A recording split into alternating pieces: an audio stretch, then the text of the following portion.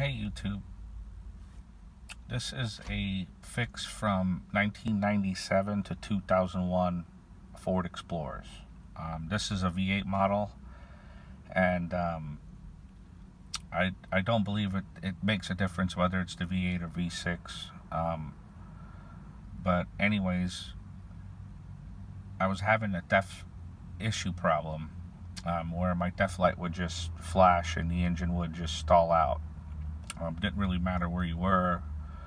Driving, red light, up a hill, down a hill, it would just cut out on you random.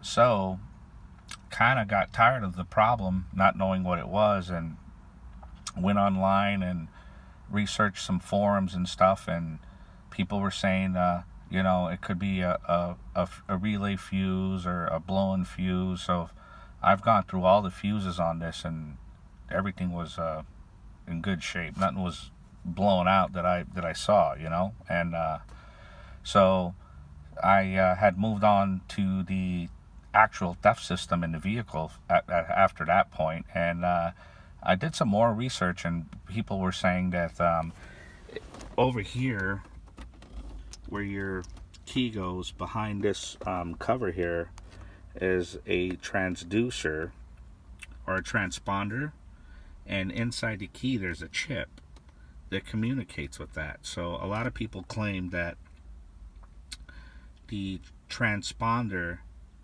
goes bad and it doesn't communicate with the key, which will allow the vehicle to start. So I saved a little bit of money, and I went to Pick and Pull, took one off another V8 model, stuck it in here, and fired right up, and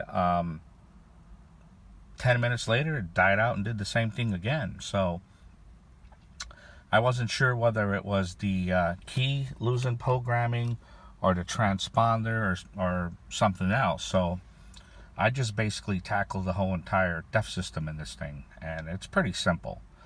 You have here, which is a basic Ford transponder, and this goes around the key, and so when the key communicates with that, it lets this know to this component, which is an anti-DEF system. So basically the key communicates with the transponder and then with the PAPS DEF system, and after it communicates with the DEF system, it communicates with the computer to actually start the vehicle. So what I did was I went to Pick and Pull, and I just happened to get lucky and came across a Ford Explorer, same model with the 5.0 in it, and came across the key, the transponder, the anti-DEF box, and the matching computer. If one of these aren't matching in this bundle here, it's never going to work. It's not going to start. It's not going to start. So if, for instance, if you replace this box only and stick it in there, your vehicle ain't going to start. So you need the matching key and cylinder. Key and cylinder, transducer, anti-DEF system, and the computer for it to all work. It has to communicate all together, or else you're just wasting your time.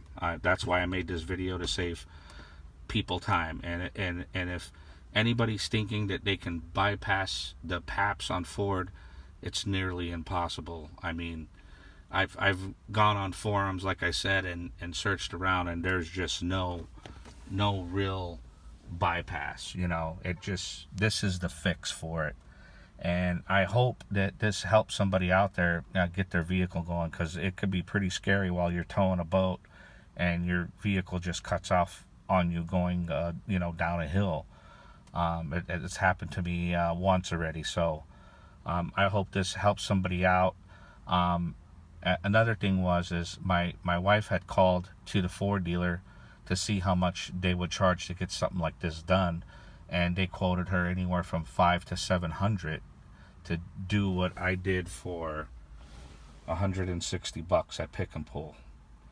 So you just got to remember that the key, all the components here have to match. If the key is, if you're going to use your original key and then try to hook all this rest of this stuff up, you're wasting your time. It's not going to work. It all has to be matching. So I really hope this helps somebody out.